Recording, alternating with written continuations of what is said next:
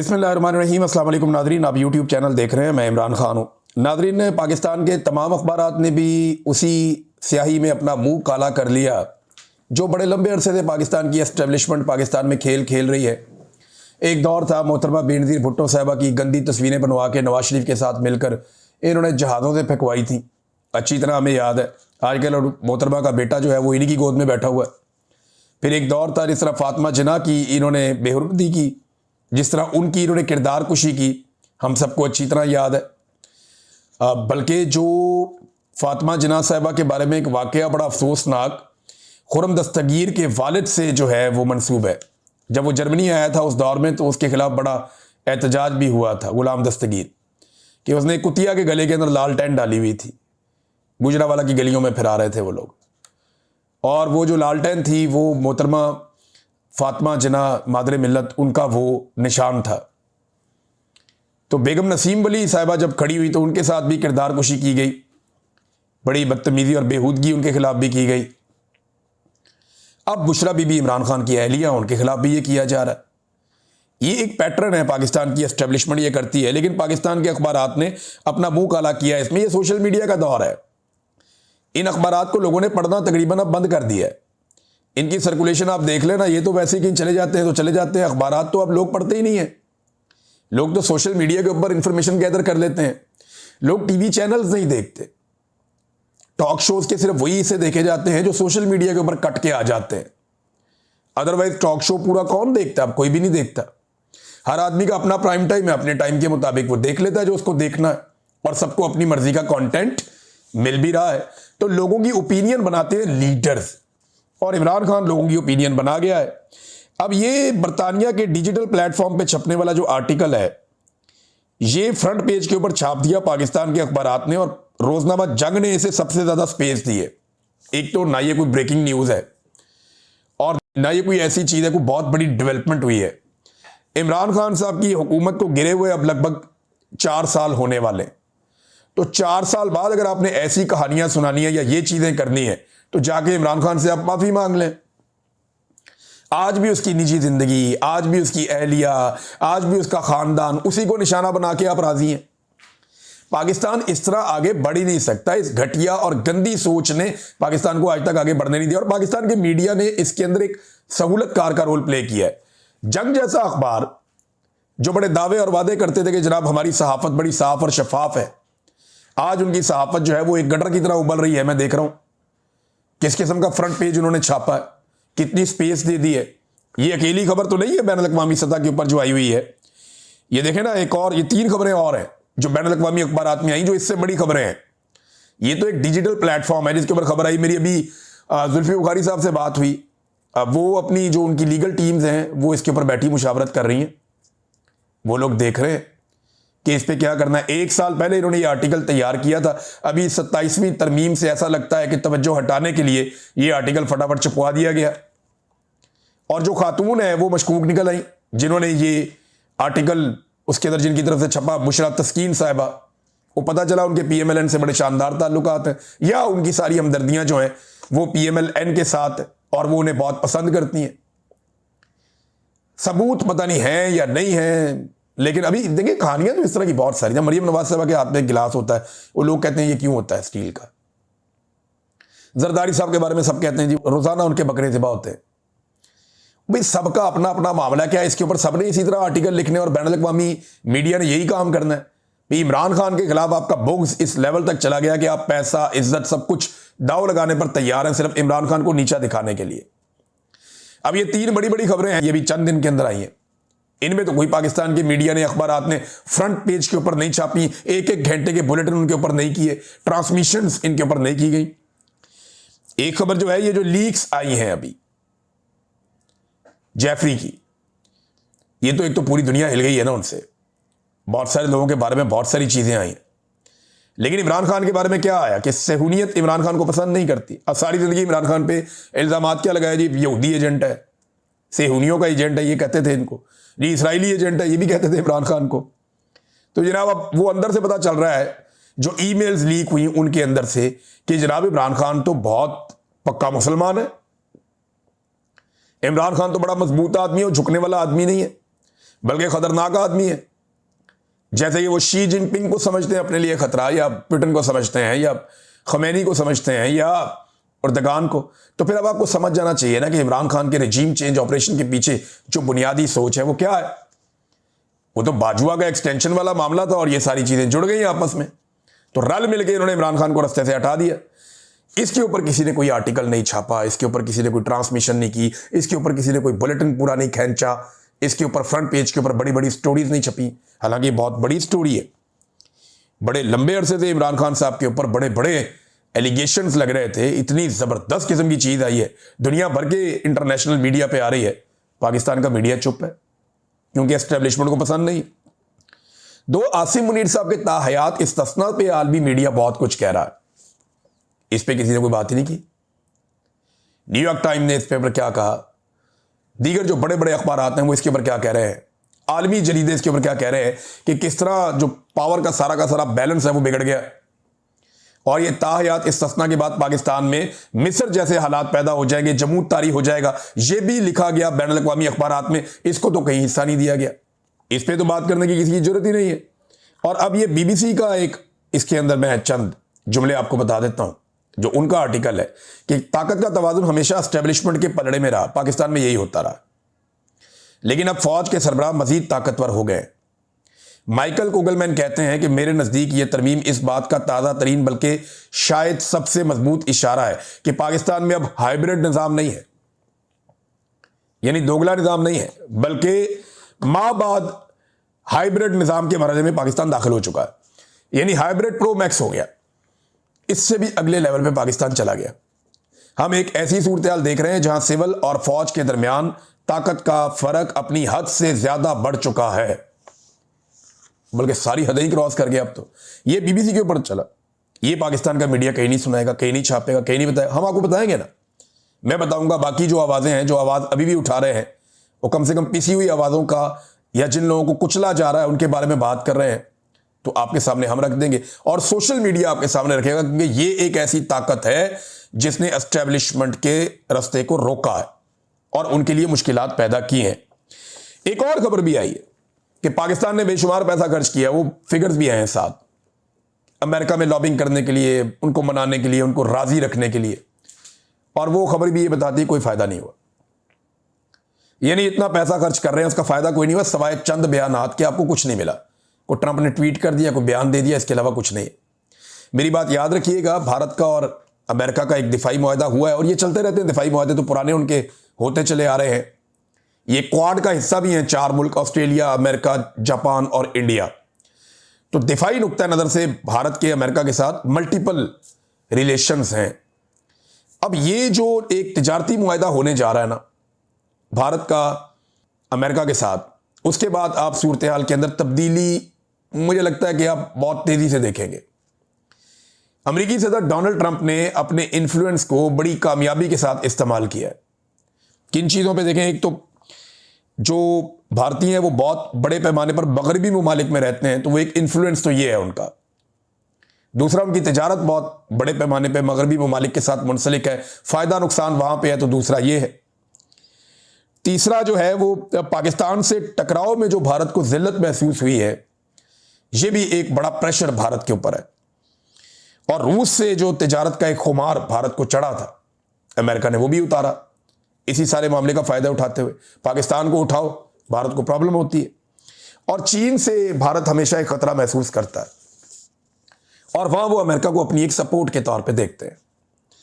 अब अगर आप इन सारी चीजों को इकट्ठा करें तो डोनाल्ड ट्रंप ने प्रेशर बढ़ा के कम से कम भारत को मजबूर किया कि वो रशिया के साथ अपनी तजारत का हुजम कम करे। खत्म तो नहीं हो जाता बिल्कुल, लेकिन बहुत हद तक कम किया उन्होंने। तो ये अमेरिका की एक कामयाबी है। अगर अमेरिका भारत के साथ एक कामयाब ट्रेड डील कर लेता है, देखिए भारत की आबादी आप याद रखिएगा दूसरा दुनिया का सबसे बड़ी आबादी वाला मुल्क है चाइना के बाद, और फर्क कोई बहुत ज्यादा नहीं है, 1.25 अरब से बड़ी आबादी है भारत की, बहुत बड़ी, पाकिस्तान से 5-6 गुना बड़ा मुल्क है। तो इतनी बड़ी आबादी का मुल्क भारत, उसकी मार्केट को अमेरिका चाइना के और रशिया के रहमो करम पे नहीं छोड़ सकता। अमेरिका से भी कई गुना आबादी है भारत की। तो अमेरिका यही चाहेगा कि इतनी बड़ी मार्केट को अमेरिकन ताजर या अमेरिकन कंपनियां कंट्रोल करें, ना कि चाइना और रशिया वगैरह करें आकर। लिहाजा उन्होंने एक दबाव डाला, और जब ये ट्रेड एग्रीमेंट मुकम्मल हो जाएगा जिस पे भी काम चल रहा है, तो फिर आप अमेरिकी रवैये को उस वक्त जज कीजिएगा, आपको बहुत सारी चीज़ें डिफरेंट दिखाई देंगी। तो नाज़रीन, रिपोर्ट में हम बात कर रहे थे तो पाकिस्तान तहरीक इंसाफ ने ये तंबीह की है, और बाकायदा इसके ऊपर इकोनॉमिस्ट की रिपोर्ट के ऊपर उन्होंने ये कहा कि डिजिटल प्लेटफॉर्म के ऊपर जो रिपोर्ट छपी है इमरान खान और बुशरा बीबी से मुताल्लिक, इस पर वो माफ़ी मांगे वरना कानूनी कार्रवाई करेंगे। एक तो ये तहरीक इंसाफ कह रही है, दूसरी तरफ वकीलों ने वहाँ पे काम शुरू कर भी दिया है। पिछले साल की रिपोर्ट थी, याद रखिएगा, अब छापी गई है, याद रखिएगा, सिर्फ तवज्जो हटाने के लिए। लेकिन तवज्जो हटनी नहीं चाहिए, तवज्जो रहनी चाहिए असल मसले की तरफ। और असल मसला क्या है, यहाँ पाकिस्तान तहरीक इंसाफ ने एक बड़ा शानदार किस्म का पेपर जारी किया है, और उसमें बहुत सारे अहम सवालात पूछे हैं DGISPR से। ये सवालात आपको पढ़ के सुनाना बहुत ज़रूरी है, इसके ऊपर उन्होंने बड़ी मेहनत की है। देखिए, इमरान खान की जो दो बड़ी ताकतें हैं ना, जो इमरान खान साहब को देखा, अल्लाह रब्बुल इज़्ज़त की ताकत सबसे बड़ी है, वही रास्ते निकालता है, वही लोगों के दिलों में आपके लिए मोहब्बत डालता है। तो दो चीज़ों ने इमरान खान के लिए बहुत काम किया, एक सोशल मीडिया, दो ओवरसीज़ पाकिस्तानी। ये दो फैक्टर्स एस्टेब्लिशमेंट को चुपते रहे, और इन दो फैक्टर्स ने बड़ी कामयाबी से इमरान खान का दिफा किया। अब जो सोशल मीडिया है उसका इस्तेमाल पाकिस्तान तहरीक इंसाफ से बेहतर किसी ने नहीं किया। ऑफिशियल की मैं बात कर रहा हूं, वो तो सोशल मीडिया में तो हर तरह के लोग आ जाते हैं। अब PTI इतनी बड़ी जमात बन गई है, सारे लोग इमरान खान को सपोर्ट करते हैं, तो हर तरह के लोग वहां पे हैं। किसी की जुबान अच्छी है, किसी की नहीं अच्छी, किसी की सोच अच्छी है, किसी की नहीं अच्छी, लेकिन वो सारे सपोर्ट कर रहे हैं। लेकिन यहाँ जो पाकिस्तान तहरीक इंसाफ का ऑफिशियल सोशल मीडिया है, उसने बड़ी जिम्मेदारी का हमेशा सबूत दिया। उन्होंने सवाल जो उठाए वो बड़े चुपते हुए सवाल हैं, ये मीडिया को उठाने चाहिए थे, लेकिन पाकिस्तान तहरीक इंसाफ का सोशल मीडिया उठा रहा है। सवालात सुने आप। कौम की DGISPR से वजाहत की अपील कि जनाब आएँ और वजाहत दें। क्या 7 दहाइयों पर मुश्तमिल मुनज़्ज़म तरीन और काबिल इदारे में एक भी ऐसा अहल और काबिल भरोसा अफसर नहीं है जो मौजूदा फील्ड मार्शल आसिम मुनीर का मुतबादिल हो, या उनके नातवां कंधों पर मौजूद बेतहाशा जिम्मेदारियों का बोझ बांट सके? यानी एक भी फौजी नहीं मिला, पूरी फौज के अंदर एक भी जर्नैल नहीं मिला जो आसिम मुनीर साहब का बोझ बांट सके या उनकी जगह ले सके। इतना पुराना तगड़ा इदारा है, तो ये क्या किया आपने, ये सवाल उठाया। फिर इसमें आगे ना डिफरेंट कैटेगरीज हैं। एक उन्होंने कहा 2022 में रिटायरमेंट की उम्र गुजरने के बावजूद उन्हें चीफ के ओहदे पर तकर्री दे दी गई। फिर 3 साल मुद्दत मुलाजमत जब उनकी खात्मा हो गया, तो आर्मी एक्ट में तरमीम करके उनको 2030 तक, यानी 8 साल तक आर्मी चीफ के ओहदे में तौसीह दे दी गई। फिर 2030 तक आर्मी चीफ के ओहदे समेत चीफ ऑफ डिफेंस फोर्सेस, यानी तीनों मुसल्लह अफवाज की सरबराही का इजाफी कलमदान भी दे दिया गया। फिर जौहरी असासों की निगरानी जैसी अहम जिम्मेदारी भी उन्हें दे दी गई, वो ताकत भी उनके पास चली गई। फिर स्ट्रेटेजिक फोर्स कमांड के जनरल की तैनाती की जिम्मेदारी भी उनके पास चली गई। फिर ताहयात फील्ड मार्शल का ओहदा और उसके साथ मुराद वो भी उनके पास चली गई, और वर्दी का बोझ भी उन पर डाल दिया। फिर मुस्तरद शुदा टोले को इक़्तिदार की मसनद पर लाकर बिठाने की जिम्मेदारी भी उन पर डाल दी। फिर अदलिया, मुकन्ना और इंतजामिया की बराह रास्त सरपरस्ती भी उन पर डाल दी। फिर दिफाई समेत सिविलियन इदारों की निगरानी की जिम्मेदारी भी उन पर। SIFC के जरिए बैरूनी सरमायाकारी ला कर डूबती मईशत को बचाने की इजाफी वाशी जिम्मेदारी भी उन पर डाल दी गई। तो ये वजीर खारजा के तौर पे पूरी दुनिया के दौरे भी करते हैं। एक ऐसा है कि खुद तो वजीर खारजा नहीं है, लेकिन ऐसा लगता है कि वही कर रहे हैं। फिर नायाब मादनियात और दीगर कुदरती वसाइल की बंदर बांट की जिम्मेदारी भी उन पर डाल दी गई। तो और क्या क्या करवाना है एक आर्मी चीफ से? इदारे में कोई और काबिल आदमी नहीं है? ये सवाल पूछा पाकिस्तान तहरीक इंसाफ ने। फिर उन्होंने कहा इन बेश बहा खिदमात के सिले में ताहयात ओहदा, ताहयात मुराद और ताहयात तमाम जराइम के एहतसाब से इस्तिस्ना नाकाफ़ी है। ये जनाब पाकिस्तान तहरीक इंसाफ के सोशल मीडिया ने एक तंजिया किस्म का ट्वीट किया है और बड़े आम सवालात उठाए। उम्मीद करता हूँ कि DGISPR इनका जवाब देंगे। देखिए, एक्सटेंशन का किसी के पास क्या जवाब होगा, इस्तिस्ना का किसी के पास क्या जवाब होगा? सादी बात यह है, कौम को आयतें सुनाई कुरान पाक की, कौम को कुर्बानी के लिए तैयार किया, फौज को कुर्बानी के लिए तैयार किया, खुद इस्तिस्ना ले लिया। ये कमज़ोरी है ना। ये तो बहादुरी नहीं है, ये तो दलेरी नहीं है कि जनाब आप सारे कुर्बानी दें, आप सबके लिए कुरान पाक की आयात नाजिल हुई हैं और मैं गैर इस्लामी और गैर शरई इस्तिस्ना ले लूंगा, मुझे इसकी ज़रूरत है, आप सबको इसकी ज़रूरत नहीं है। तो ये क्या बात हुई भाई? अगर आपने आयात लोगों को सुनानी है तो पहले आपने उनके ऊपर खुद अमल दरामद करना है ना। कौम के लिए, फौज के लिए, आम लोगों के लिए, निचले तबके के लिए, सबके लिए कुरान पाक की आयात और अहादीस और अपने लिए इस्तिस्ना, ये नामुनासिब रवैया है। इससे एक बेचैनी पैदा होगी और ये बढ़ती जाएगी बेचैनी। नाज़रीन, सुहेल अफरीदी ने खैबर पख्तूनख्वा में जो उनकी पॉलिसी रहेगी वो बता दी और ये बहुत इंपॉर्टेंट है, इसको ज़रा गौर से सुनिएगा वो मामला किस तरफ लेकर जा रहे हैं। उन्होंने कहा कि खैबर पख्तूनख्वा में कोई ऐसी कानून साजी नहीं होगी जिससे किसी को इस्तिस्ना हासिल हो। ऐसा दरवाज़ा नहीं छोड़ा जाएगा कि वो यहां जुल्म करे और इसका एहतसाब ना हो। यह सुहेल अफरीदी ने कहा। यानी सिंपल ये है कि जो एक इदारों को इस्तिस्ना दिया गया था खैबर पख्तूनख्वा में कि आप अपने ऑपरेशंस कर सकते हैं, वो action in aid civil power का एक कानून था, उसके तहत यहां फौज एक्टिविटी करती थी, ऑपरेशंस करती थी। अब वो उन्होंने ऐलान कर दिया ख़त्म करने का। पहले करारदाद आ गई, फिर कैबिनेट ने ख़त्म कर दिया। कोई रही सही कसर है, अगर होगी तो असेंबली में बैठेंगे जिस दिन, वहां पे वो ख़त्म कर देंगे वोटिंग करवा के। तो वो ये क्लियर कर रहे हैं कि यहां हम किसी को इस्तिस्ना देने नहीं जा रहे, जो होगा कानून और आइन के मुताबिक होगा। ऐसे ज़ोर ज़बरदस्ती से हम यहां पे चीज़ें नहीं होने देंगे। नाज़रीन, मेरे पास एक और ख़बर है और किसानों के हवाले से है।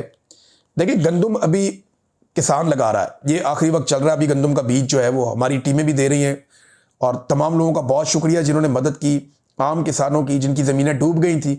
तो वहाँ पे जितनी हम कोशिश कर सकते थे, हज़ारों एकड़ के ऊपर गंदम लगवाई है अल्हम्दुलिल्लाह। तो वो आपके साथ हम शेयर करते रहते हैं, सारी तफसीलात भी आपको बाद में देंगे। तो नाज़रीन, गंदम की बवाई के वक्त एकदम डीजल की कीमत बढ़ जाना, इसका मतलब आप समझते हैं बेशतर जो ज़मींदार है वो डीजल के ज़रिए से अपनी ज़मीनों में हल चलाते हैं, ट्रैक्टर चलाते हैं, फिर वो ट्यूबवेल चलाते हैं। तो एकदम उसकी कीमत में इतना इजाफा कर देना, ये किसानों की कमर तोड़ने की बात है। ये इन्होंने उस वक्त किया जब किसानों को डीजल की ज़रूरत है। गन्ने के किसान के साथ जो जुल्म हो रहा है, क्रशिंग शुरू ही नहीं हो रही। ये जो किसान रहनुमा इन्होंने बताया कि जी हमें पाकिस्तान की तारीख में अगर कभी गन्ने का सही रेट मिला है, बर वक्त रेट मिला है, हमें प्रॉपर पेमेंट हुई है और सही टाइम पे क्रशिंग शुरू की गई है, तो वो इमरान खान का दौर था। उसके अलावा ये कभी नहीं हुआ। शुगर माफिया को नथ अगर डाली है तो इमरान खान ने डाली है। आज माफिया क्रशिंग ही नहीं करना चाहता। इससे किसान का नुकसान क्या होता है ये समझें आप। वो ट्रालियां किराए पे लेते हैं, उनके अंदर गन्ना लोड करते हैं और चले जाते हैं। जो गन्ना होता है ना, ये वजनी होता है। जितने दिन ये पड़ा रहता है इसका वजन कम होता रहता है और इसकी कीमत कम होती रहती है, लेकिन इसके अंदर इसकी जो मिठास है वो मौजूद रहती है। अब जो शुगर मिल मालिकान है वो कोशिश करते हैं कि गन्ना लेट खरीदे। जितने दिन वो गन्ना खड़ा रहेगा, वहां पे ट्रालियों के अंदर पड़ा रहेगा, तब तक वो सूखता रहेगा, उसका वजन कम होता रहेगा और किसान को कम पैसे देने पड़ेंगे। ये वारदात है। तो इसलिए क्रशिंग को लेट करते हैं और हुकूमत इनका कुछ कर ही नहीं पा रही। ये एक दो नंबरी हो रही है। नाज़रीन, तहरीक लब्बैक पाकिस्तान, अब इसके बहाने पाकिस्तान तहरीक इंसाफ पर भी जुल्म किया जा रहा है। मैंने थोड़े दिन पहले भी आपको बताया था। अब दो भाई हैं तहरीक इंसाफ के, वसीम मुजम्मल, ये नारोवाल के, इनको भी तहरीक लब्बैक का कारकुन बना के उठा के इन पर टॉर्चर कर दिया। इससे पहले मैं आपको मुख्तलिफ वाक़यात बताता रहा। मैंने आपको ये भी बताया कि जहां पे ज़िमनी इंतखाबात हो रहे हैं, तहरीक इंसाफ ने तो पंजाब में उम्मीदवार नहीं दिए। उन्होंने कहा जी खुद ही आप कर लें जो करना है, आपने धांधली करनी है इस इलेक्शन कमीशन के साथ, हम यहाँ पे क्या इलेक्शन लड़ेंगे, यहाँ पे तो बात ही नहीं सुनी जाती। और एक फस्तायत है, एक जुल्म है, बस सिर्फ आपने रस्मी कार्रवाई करनी है कि जनाब इलेक्शन हुआ था और ये फॉर्म 47 लेके आप घर जाएं। तो ये दो नंबरी होनी है पंजाब में। लिहाजा वो तो इससे बाहर निकल गए, लेकिन जो लोग फिर भी मैदान में आए उनका भी मुकाबला नून लीग नहीं कर पा रही, पीपल्स पार्टी नहीं कर पा रही। तो वहां जो लोग उनको सपोर्ट करते हैं उनको उठा उठा के उनको भी तहरीक लब्बैक के खाते में डाल रहे हैं। अंदाजा करें आप ये कितना जुल्म कर रहे हैं, कितना जबर कर रहे हैं। पाकिस्तान में जमहूरियत नाम की कोई चीज बची नहीं है। अगर पाकिस्तान ने बचना है तो ये 27वीं और 26वीं आईनी तरमीम को रिवर्स होना पड़ेगा। अगर ये तरमीमें मौजूद रहती हैं तो पाकिस्तान का जो एक जमहूरी वजूद है वो खतरे में रहेगा। खतरे में क्या रहेगा, खत्म ही हो जाएगा, वो होगा ही नहीं, जमहूरी वजूद नहीं होगा। नाज़रीन, पाकिस्तान ने तारीख में पहली बार IMF से एक बड़ी अजीबोगरीब रिक्वेस्ट कर दी है। मोहम्मद ज़ुबैर साहब ने भी इसको रिपोर्ट किया, मैं देख रहा था इंटरनेशनल मीडिया, उसमें भी है कि IMF अब हमारा बजट बनाता है, वो बताता है आपने क्या करना है और क्या नहीं करना। ये कहते थे ना कि पाकिस्तान को IMF के सामने गिरवी रख दिया। इमरान खान तो 3 साल के लिए आया था, 3 सालों में बेहतरीन परफॉर्म किया।